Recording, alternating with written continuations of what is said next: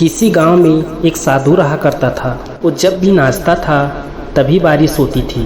इसलिए गांव के लोगों को जब भी बारिश की ज़रूरत होती तो साधु के पास जाते और उनसे विनती करते कि वे नाचे, और जब वे नाचने लगते तो बारिश ज़रूर होती थी। कुछ दिनों बाद 4 लड़के शहर से गांव में घूमने आए। जब उन्हें ये बात पता चली कि किसी साधु के नाचने से बारिश होती है तब उन्हें यकीन नहीं हुआ। शहरी पढ़ाई लिखाई के घमंड में उन्होंने गांव वालों को चुनौती दे दी कि अगर हम भी नाचेंगे तो बारिश होगी, अगर हमारे नाचने से बारिश नहीं हुई तो साधु के नाचने से भी बारिश नहीं होगी। अगले दिन सुबह सुबह गांव वालों ने उन चारों लड़कों को लेकर साधु के कुटिया के पास पहुंचे।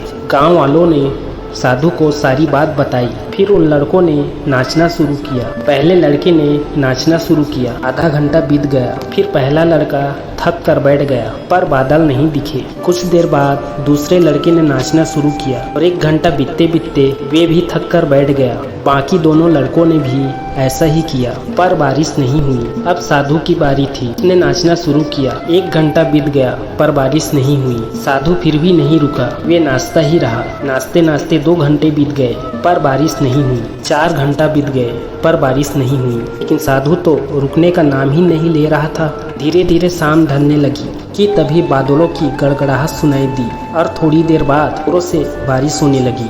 यह देखकर चारों लड़के दंग रह गए और तुरंत साधु से क्षमा मांगने लगे। फिर चारों लड़कों ने साधु से पूछा, बाबा भला ऐसा क्यों कि हमारे नाचने से बारिश नहीं हुई और आपके नाचने से बारिश हो गई? साधु ने उत्तर दिया, जब मैं नाचता हूँ तो 2 बातों का ध्यान रखता हूँ। पहली बात तो यह सोचता हूँ कि अगर मैं नाचूंगा तो बारिश को होना ही पड़ेगा। दूसरी यह कि मैं तब तक नाचूंगा तब तक कि बारिश न हो जाए। सफलता पाने वाले में भी यही गुण विद्वान होता है। इस काम को भी करते हैं, उसमें उसे सफल होने का पूरा भरोसा होता है और वो उस काम को तब तक करते हैं जब तक कि उसमें सफल ना हो जाए। इसलिए अगर हमें सफलता हासिल करनी है, साधु की तरह ही अपने लक्ष्य को प्राप्त करना होगा।